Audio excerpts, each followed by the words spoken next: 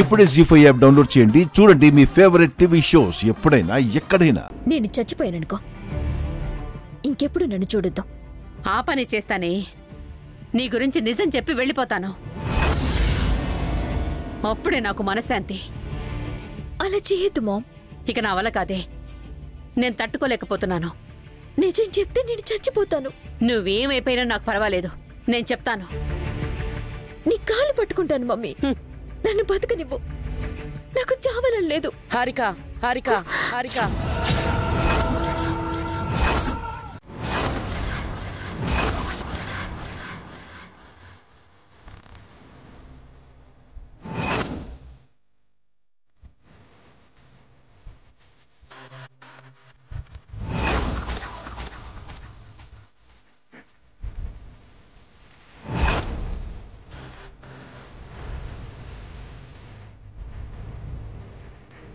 ఎందుకు మీ అమ్మ కాళ్ళు పట్టుకున్నావు? ఏం తప్పు చేసావు నువ్వు? మీ అమ్మ కాళ్ళ మీద పడవలసిన అవసరం నీకేంటి? చెప్పు హారిక.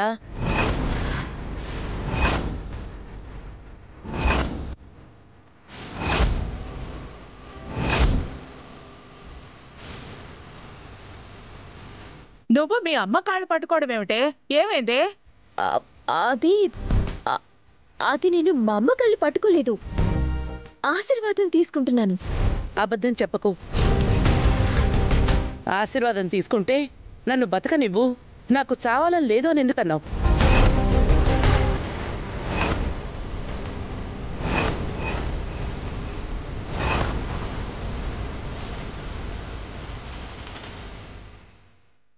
అలా ఎందుకన్నావే? 12 బిడ్డ పుట్టాలని దీవించమని కదా అడగాలి. నేను రాకముందు మీ ఇద్దరి మధ్య ఏదో జరిగింది. చెప్పండి. ఏం జరగలేదు అత్తయ్య. మర్యాదగా నిజం చెప్పు హారిక. మీ ఇద్దరు ఏదో దాస్తున్నారని నాకు కూడా అనుమానంగా ఉంది. మేమేం దాస్తామక్క? మా మధ్య ఏ సీక్రెట్స్ లేవు. ఏ సీక్రెట్లు లేకపోతే ఎందుకు టెన్షన్ అవుతున్నావు? ఇందాక కూడా మీ అమ్మ ఫేస్లో సంతోషమే లేదు. మీ అమ్మని చూడగానే నువ్వు టెన్షన్ అయ్యావు. ఎందుకు హారిక? మీ అమ్మ మాట్లాడుతుంటే కంగారుగా గదిలోకి తీసుకొచ్చావు. ఎందుకు? ఏదైనా ప్రాబ్లం ఉంటే మాతో చెప్పండి అత్తయ్య. సాల్వ్ చేయడానికి మేమంతా ఉన్నాం కదా. ఈ ఇంట్లో ఏ ప్రాబ్లం వచ్చినా అది అందరిది హారిక. కలిసి డిస్కస్ చేద్దాం. సమస్య ఏంటో చెప్పు. వీళ్ళ మధ్యున్నది సమస్య కాదు. వీళ్ళేదో తప్పు చేస్తున్నారు. మర్యాదగా అదేంటో చెప్పండి. ఏ తప్పు లేదత్తయ్య. నువ్వు చెప్పుదినా. తప్పు నీదా లేక నీ కూతురుదా? మీరు బెదిరించి హారికని తప్పుదారి పట్టిస్తున్నారు పిన్ని. ఇప్పుడు కూడా అలాంటిది ఏమైనా చేశారా? హారికతో ఆవిడేం తప్పు చేయిస్తుంది? మధ్యలో నువ్వు మాట్లాడకతయ్యా. హారికను సగం పాడు చేసింది నువ్వే, మిగతా సగం ఆవిడ పాడు చేసింది. చెప్పండి ఆంటీ, మీ మధ్య ఏం జరుగుతుంది? ఆ రోజు మీ దగ్గర నుంచి వచ్చినప్పటి నుంచి హారిక టెన్షన్గానే ఉంది.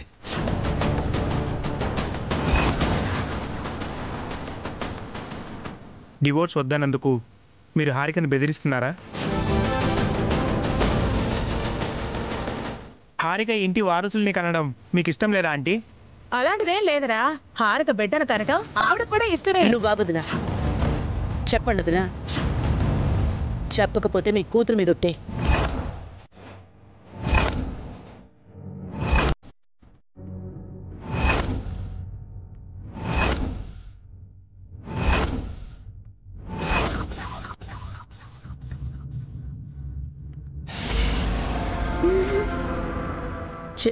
చెప్తాను వదినా.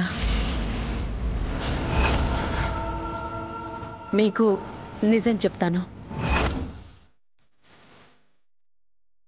హారిక నా కాళ్ళు పట్టుకోవడానికి కారణం తనొక పెద్ద తప్పు చేసింది.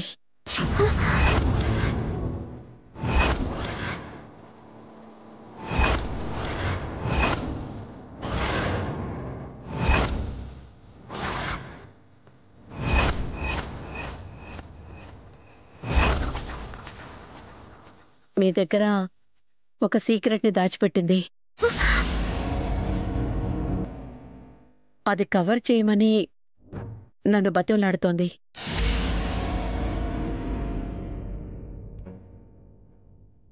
ఏంటా రహస్యం?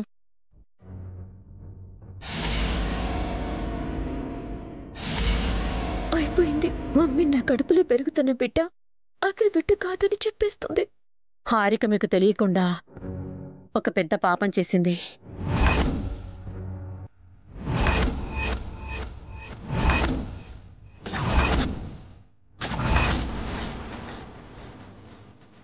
నాకు తెలియకుండా ఇదేం చేసింది? ఒకరి దగ్గర అప్పుగా కొంత డబ్బు తీసుకుంది.